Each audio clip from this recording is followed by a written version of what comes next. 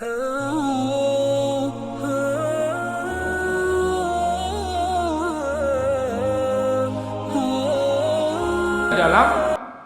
ayat ini yang kita kaji adalah satu pelajaran yang sangat berharga, yaitu dari bapaknya orang Bani Israel. Am kuntum syuhada'a idh hadara Ya'qubal maut idh qala li banihi ma ta'buduna min ba'di qalu na'budu ilahaka wa ilaha abaika Ibrahima wa Ismaila wa Ishaqa ilaha wahida wa nahnu lahu muslimun. Am kuntum syuhada'a idh hadara Ya'qubal maut. Apakah kamu menjadi saksi? Nah ini, saat maut akan menjemput Nabi Yakub alaihissalam. Artinya ketika Nabi Yakub alaihissalam itu akan meninggal dunia dalam keadaan apa? Sakratul maut, ya, nazar, dalam keadaan sakratul maut.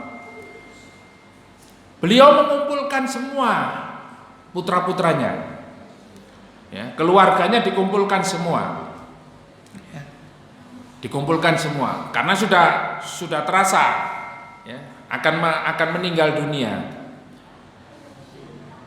Idza qala li banihi, ya, kemudian apa? Setelah kumpul semua, dia mengatakan kepada anak-anaknya, ma ta'buduna min ba'di. Nah, apa yang kamu sembah setelah aku meninggal nanti? Makanya Nabi Yakub juga khawatir, jangan-jangan anaknya nanti itu setelah beliau meninggal, generasi berikutnya sudah tidak lagi mengenal Allah, sudah tidak lagi mengenal agama, bahkan anti terhadap agama. Begitu juga kita harus khawatir kepada generasi kita, generasi yang hari ini mereka berusaha ditanamkan pada dirinya keraguan-keraguan terhadap Islam, ya. Maka itulah, ya, mereka melakukan invasi intelektual, atau di dalam istilah Islam itu apa? Ghazwul fikri, perang intelektual, Pak. Lah kalau anak-anak kita atau kita sendiri tidak memiliki ilmu, terutama ilmu agama, kita akan dibuat ragu terhadap Islam, ya. Kalau anak-anak kita tidak diberi bekal ilmu agama yang cukup, dan kita sendiri pun iman kita ini lemah. Di Spanyol, yang dulunya Spanyol itu adalah negara Islam, ya, bahkan ratusan tahun di bawah kepemimpinan Islam. Cordoba itu, Masjid Cordoba hari ini menjadi katedral gereja terbesar. Apa sebabnya? Sebabnya adalah para pemuda itu dicekoki dengan minuman keras, ya, dicekoki dengan apa? Pergaulan bebas, dan mereka terbiasa. Sedikit demi sedikit mereka tidak kenal masjid. Sedikit demi sedikit mereka tidak kenal apa? Jihad. Sedikit demi sedikit mereka tidak kenal sholat. Sedikit demi sedikit mereka tidak kenal apa? Taklim, tidak kenal. Yang mereka kenal, yang mereka biasakan adalah ke diskotik, ya, ke mal-mal, ke wisata-wisata. Bagaimana mencari penghasilan, ya, miliaran. Setelah dapat omset besar, wisatanya ke Cina, wisatanya ke Amerika. Tidak kenal Mekah, Madinah, tidak kenal. Tidak kenal namanya Palestina, Masjidil Aqsa, tidak kenal. Padahal di dalam hadis dikatakan, ya, 3 tempat untuk kita, ya, melakukan safar, perjalanan itu apa? Disunahkan itu kemana? Ke 3 tempat: Masjidil Aqsa, Masjidil Haram, dan Masjid Nabawi. Tidak kenal, Pak, ya. Yang dikenal itu ya wisata-wisata yang ya menambah apa? Menambah omset, ya. Bukan menambah iman, menambah omset. Ketenangannya itu diukur dengan materi. Nah ini sudah masuk pada materialisme. Akhirnya apa? Komunisme masuk pada pemikiran mereka. Bapak Ibu jamaah yang dimuliakan Allah Subhanahu wa taala, ma ta'buduna min ba'di, ini adalah poin penting yang harus kita pegang. Ketika kita mendidik sebuah generasi, maka ingat, jangan sampai mereka lepas dari Allah Subhanahu wa taala, jangan sampai mereka jauh dari Allah Subhanahu wa taala, jangan sampai mereka mensekutukan Allah Subhanahu wa taala. Karena kalau sudah mereka itu sedikit saja berpaling dari Allah Subhanahu wa taala, bahkan melakukan kesyirikan, jelas di dalam surat An-Nisa ya, disebutkan oleh Allah Subhanahu wa taala, innallaha la yaghfiru ay yushraka bihi wa yaghfiru ma duna dzalika liman yasha. Sesungguhnya Allah tidak mengampuni dosa syirik, dan Allah mengampuni selain dosa syirik bagi siapa yang dikehendaki oleh Allah. Maka dosa syirik ini sangat berbahaya. Mensekutukan Allah Subhanahu wa taala tidak hanya menyembah patung, menyembah batu, menyembah pohon, tapi menyembah orang itu pun musyrik apabila cintanya ya, melebihi daripada cinta kepada Allah. Pengorbanannya melebihi pengorbanannya kepada Allah Subhanahu wa taala. Bahkan anak dan istri kita itu bisa menjadi sebab kesyirikan ya, amal kesyirikan apabila kita hidup ini mencintainya di atas kecintaan kepada Allah Subhanahu wa taala. Ini sering saya sampaikan, Pak. Ya, monggo murojaah lagi, dibuka surat At-Taubah ayat 24, di mana di situ Allah menyebutkan 8 orang yang kalian cintai, ya, melebihi cintanya kepada Allah, Rasul dan jihad. Kalau sudah itu yang kalian cintai, kul in kana aba'ukum wa abna'ukum wa azwajukum wa ashiratukum, ya, dan seterusnya itu lebih dicintai daripada Allah, Rasul dan jihad. Fatarabbasu hatta ya'tiyakumullahu bi amri. Tunggu kehancurannya. Maka hari ini sudah berubah. Banyak orientasi umat Islam, bahkan kita sendiri kadang-kadang berubah, Pak. Orientasi hidup ini bukan untuk Allah, bukan beribadah kepada Allah, tetapi kadangkala kalau iman kita lagi lemah, kita bisa sampai kepada melakukan amal-amal kesyirikan. Ya. Naudzubillah tsumma naudzubillah min dzalik. Ya. Bihur rajulu mu'minan wa yumsi kafiran. Wa yumsi rajulu mu'minan wa yusbihu kafiran. Pagi hari dia beriman, sore kafir, sore beriman, pagi kafir. Ya bi utinahu bi aradim minad dunya. Dia menjual agamanya untuk kepentingan dunia. Naudzubillah tsumma naudzubillah. Dodol agama. Antum bisa bayangkan, hanya dengan jabatan yang tidak seberapa di dunia ini, dia rela menjual agamanya. Dia rela menjual agamanya. Tidak hanya jabatan, mungkin karena tertarik dengan seorang wanita. Naudzubillah tsumma naudzubillah, sama istrinya orang.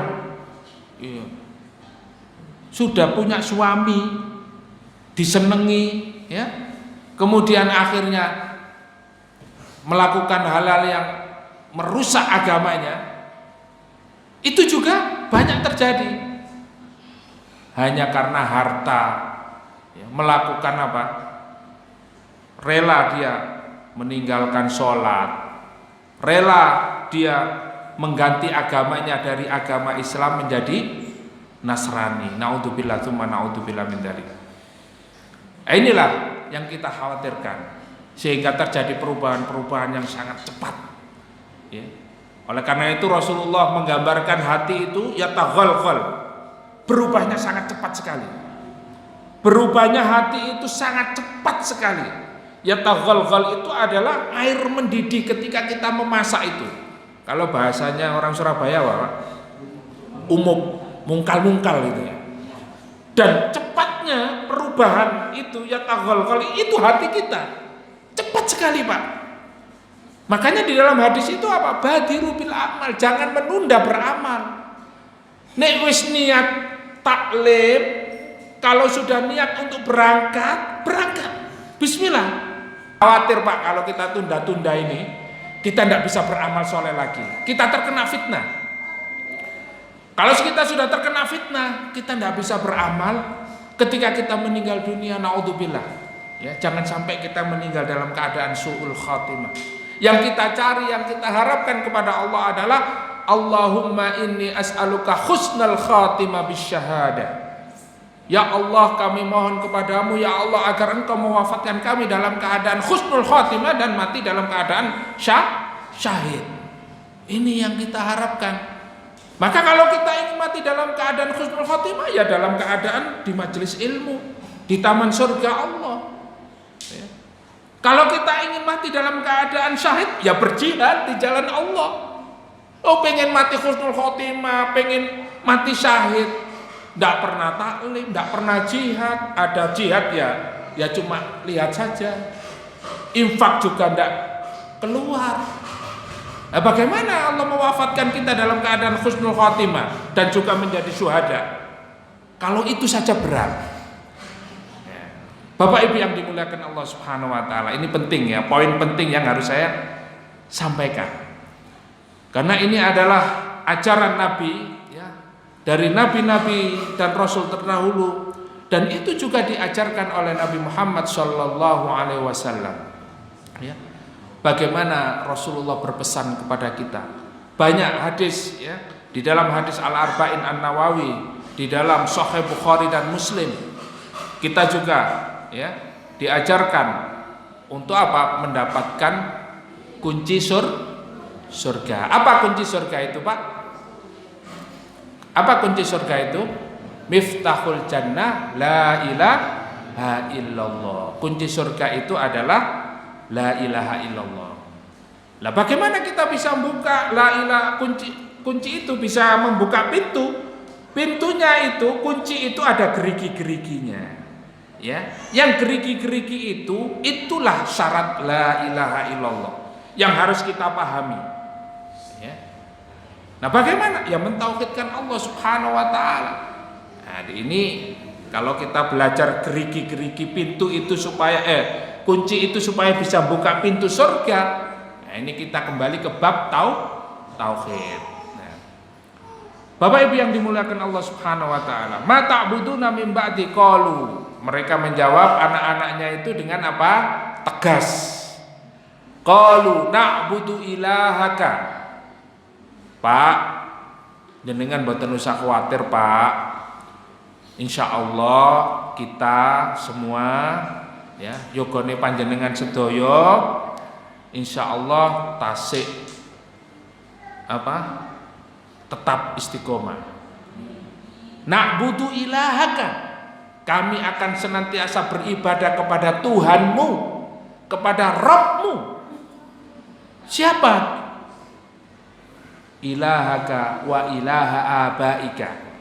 Tuhanmu dan Tuhan bapakmu. Siapa bapaknya Nabi Yakub? Nabi Ishak. Siapa bapaknya Nabi Ishak? Ibrahim alaihissalam. Ya. Wa ilahaka Ibrahima wa Ismaila wa Ishaqa ilaha wahida.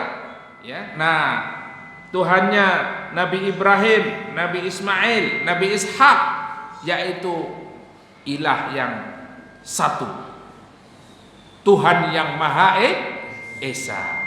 Nah, Tuhan yang Maha Esa itu sila pertama Pancasila. Jenengan harus hafal. Ada yang tidak hafal? Pancasila satu. Subhanallah. Indonesia banget. NKRI ya, Masya Allah ya. Dan ini harus dihafalkan, harus tertanam pada diri kita, karena ini adalah tauhid. Ini adalah tujuan kita hidup. Dengan la ilaha illallah kita hidup di dunia, dengan la ilaha illallah kita masuk surga. Tuhan yang Maha Esa. La ilaha wahida wa nahnu lahu muslimun. Dan kami semua, Pak, jangan khawatir, kami insya Allah akan tetap menjadi seorang muslim. Wala tamutunna illa wa antum muslimun. Niku mawon, Pak. Menjadi orang yang bertauhid, memahami ketuhanan yang Maha Esa sesuai dengan Al-Quran dan As-Sunnah, dan menjadi seorang muslim yang melaksanakan syariat Islam. Sampun niku mawon. Nabi Yakub tenang. Ya, Nabi Yakub tenang, meninggal dalam keadaan tenang. Alhamdulillah. Nah, kalau sudah jenengan punya anak, putra putrinya panjenengan faham agama, faham Islam, ya apalagi hafid Quran, kemudian berdakwah, kemudian juga menjadi seorang mujahid, Masya Allah. Ini satu hal yang akan bisa memberikan syafaat kepada kita nanti di akhirat. A'udzubillahi minasyaitonirrajim. Wal yakhshal ladzina law taraku min khalfihim dzurriyyatan di'afan khafu 'alaihim falyattaqullaha wal yaqulu qawlan sadida. Allah Subhanahu wa taala berfirman, dan hendaklah takut kepada Allah orang-orang yang sekiranya mereka meninggalkan keturunan yang lemah di belakang mereka. Nah ini Pak, hati-hati ya. Waspada dengan generasi yang lemah ya, generasi Z terutama, generasi Z. Ngertos Pak, generasi Z ya, anak-anak ini ya, anak-anak yang masih muda-muda ini generasi Z ya. Generasi milenial, di atasnya lagi generasi Z. Karena Z roto angel iki Pak ya. Roto angel, mumet-mumet nih. Ya, dijak ngaji nggih ora kepanggih. Ya. Dijak taklim, iya Pak, nggih ya, budal, tapi budale gak nang masjid. Ndak nang majelis taklim, ya. Majelis apa? Majelis kahwa, ngopi nang warung kopi. Ini generasi Z luar biasa Pak ya, luar biasa. Di pondokno kabur ya. Di pondok-pondok itu Pak biasa Pak, ada banyak anak kabur itu biasa ya. Oleh generasi sekarang ini ya.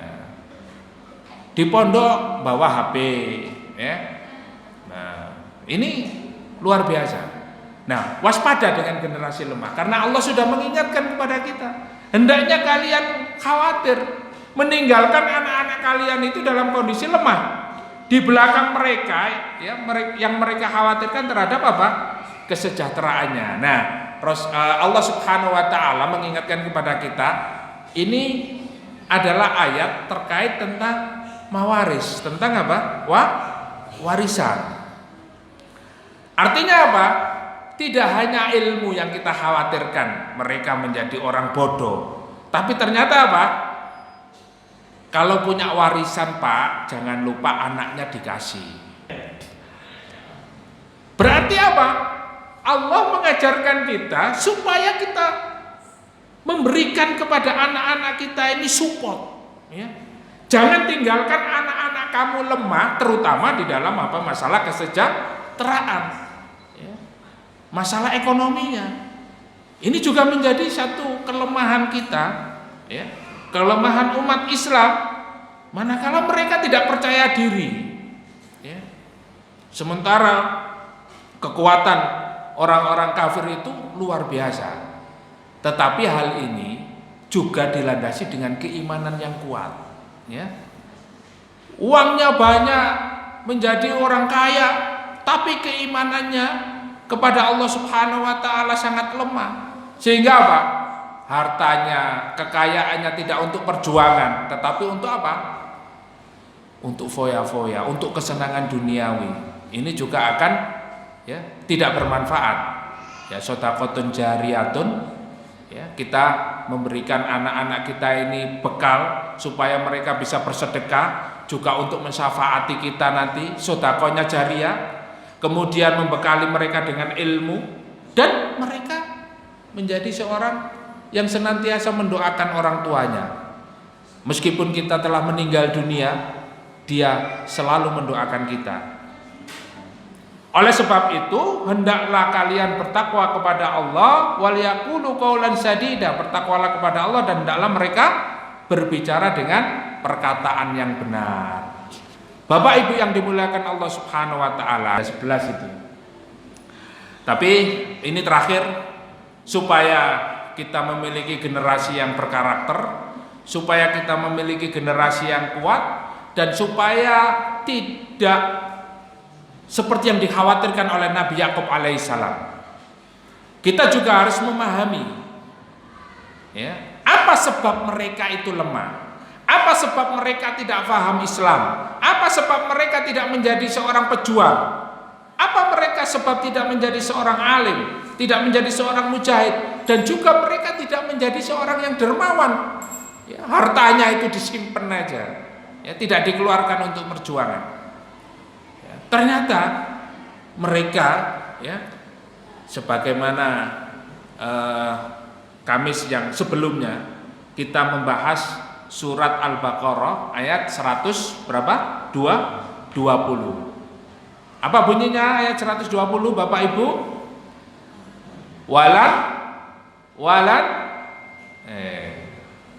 Walan wala taradha ankal yahudu walan nasara ya, hatta tattabi'a millatahum. Sungguh tidak akan rela orang-orang Yahudi dan Nasrani sampai kalian mengikuti mereka, mengikuti agama mereka ya. Kenapa Allah tidak memakai ya hatta tadkhulu ila millatihim ya, sampai kalian masuk ke agama mereka. Nah, Allah tidak memakai tadkhulu ila millatihim, tapi apa? Hatta tattabi'u millatahum. Yaitu umat Islam ini tidak perlu masuk ke agama Yahudi dan Nasrani. Tapi oleh mereka cukup mereka murtad itu dengan apa?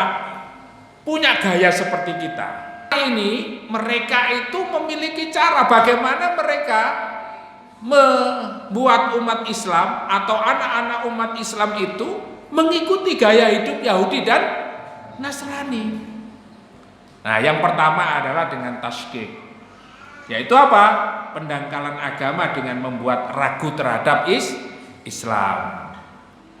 Ya, jelas Pak, hari ini bagaimana mereka itu berupaya membuat kita ragu, membuat anak-anak kita ragu, membuat umat Islam ragu terhadap kebenaran Islam sendiri. Inilah program mereka untuk apa? Membuat ragu-ragu umat Islam. Tidak perlu saya pindah agama, tidak perlu.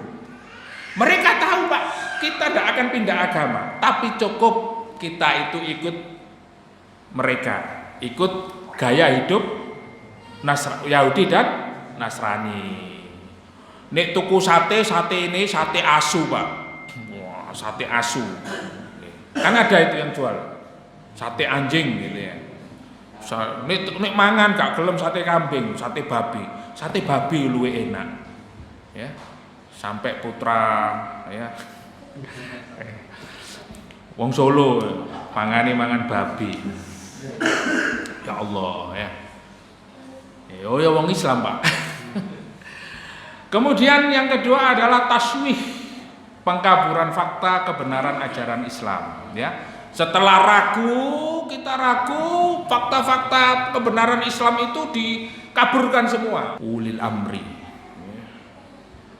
Kita diberikan satu pemahaman bahwa Islam itu menurut orang barat, bukan menurut Al-Qur'an dan As-Sunnah. Kita tidak kembali memahami Islam itu seperti ajaran as-salafus saleh. Ya.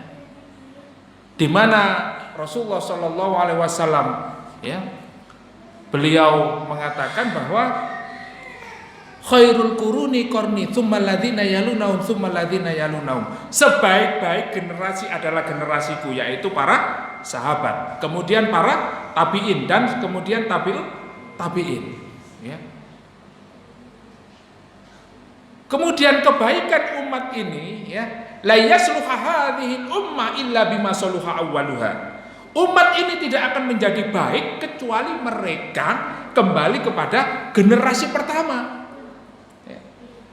Jadi kalau kita ini masih ya belum bisa move on, tidak mengenal sahabat, tidak mengenal tabi'in, tidak tahu bagaimana tabi'ut tabi'in, para ulama, mereka memahami Islam seperti apa, menegakkan Islam seperti apa, maka kita akan terpengaruh dengan gerakan-gerakan taswih, pengkaburan agama secara masif. Masya Allah ya, luar biasa. Ini tadlib. Dia tidak tahu identitasnya seorang muslim. Lah wong masih pakaiani muslim, tapi sik seneng ya macam-macam. Ini tadlib namanya. Dan ini lemah betul sekarang. Tidak tahu, mereka itu tidak pede, tidak percaya diri sebagai seorang muslim. Dan yang terakhir adalah taghrib, yaitu pemurtatan dengan menganut ajaran barat dari berbagai aspek kehidupan. Hampir semua aspek kehidupan hari ini mengikuti gaya barat. Ekonomi, pendidikan, ya, politik, sosial, budaya, ya, hukum, dan semua aspek kehidupan hari ini hampir semua mengikuti gaya barat. Mudah-mudahan dengan kita memahami ya invasi intelektual atau peperangan ya atau ghazwul fikri ini, kita semakin menjadi muslim yang kuat, senantiasa istiqomah, tahu siapa diri kita, tahu bagaimana ya apa yang harus kita lakukan ya. Kita tidak menjadi muslim yang lemah, yang mudah diombang-ambingkan seperti buih ya, sebagai dalam hadis itu yusyakul umamu antada kama tadaul aqlatu ala qasatiha. Hampir saja semua orang itu, semua ya dari penjuru mereka menyerang umat Islam. Seperti apa? Makanan di atas meja makan. Apakah jumlah kita sedikit ya Rasulullah? Bal antum katsiruna walakinnakum husa'un ka husa'il lail.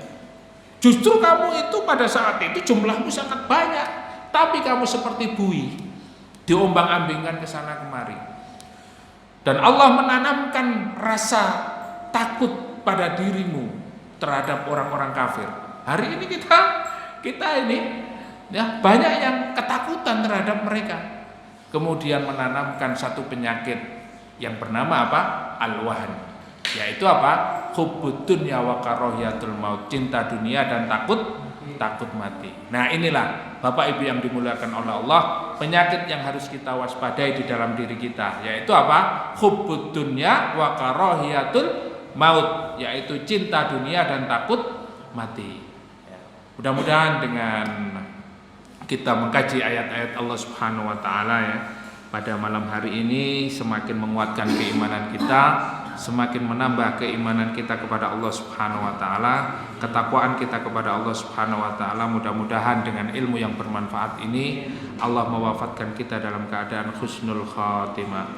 Amin ya rabbal alamin. Mari kita akhiri dengan hamdalah dan kafaratul majlis. Alhamdulillahirabbil alamin. Subhanakallahumma wa bihamdika asyhadu an la ilaha illa anta astaghfiruka wa atubu ilaik. Assalamualaikum warahmatullahi wabarakatuh.